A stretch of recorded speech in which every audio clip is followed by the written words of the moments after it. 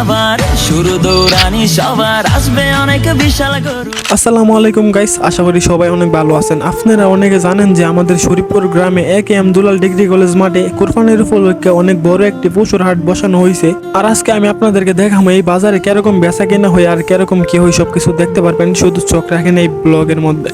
আজকে হইতাছে এই হাটে 4 নম্বর বাজার। এর আগে 3টি বাজার চলে গেছে, কিন্তু বৃষ্টির কারণে মানুষ আসতে পারে নাই। আজকে তেমন একটা বৃষ্টি না থাকার কারণে মানুষ অনেক সুন্দরভাবে পশু বেচা কেনার জন্য আসতে পারছে। আর এই বাজারটা পুরোটাই সিসি ক্যামেরা দিয়ে ঘেরা, যার কারণে আপনাদের পশু কিনতে এবং কি বিক্রি করতে কোনো ধরনের সমস্যাই হবে না। আর আপনাদের যে কোনো সমস্যা সমাধান করার জন্য বাজারের কমিটি রয়েছে, আপনারা যে কোনো সময় তাদেরকে যে কোনো কিছু বলতে পারবেন, তারা সমস্যার সমাধান করে দেবে ইনশাআল্লাহ।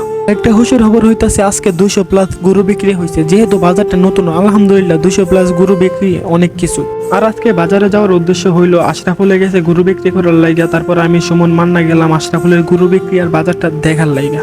আর এরকম শান্তশিষ্ট পশুর বাজার দেখে আমার কাছে অনেকটাই ভালো লাগলো, তার জন্য ভাবলাম যে আপনাদেরকে একটু ভিডিওর মাধ্যমে দেখাই। দেখতে দেখতে আমরা একটা বাসের উপর বসে ছিলাম, তখনই দেখলাম বাজারে একজন ব্লগার আইসা সবার জিজ্ঞাসাপত্র করতেছে যে কিরকম চলতেছে বেচা কিনা। আর তখনই সেই ব্লগার ভাইকে রিকোয়েস্ট করে মাঙ্গের নাতি নাদিমের কাছে নিয়ে গেছি তার বেচা কিনার অনুভূতিটা জিজ্ঞাসা করার জন্য, মানে জানার জন্য। আমি যা ভাবছিলাম তা কখনই হয়েছে না। আমি ভাবছিলাম নাদিমে ঘাবড়ে যাইব, কিন্তু না, সে অনেক সুন্দরভাবে ইন্টারভিউ দিল।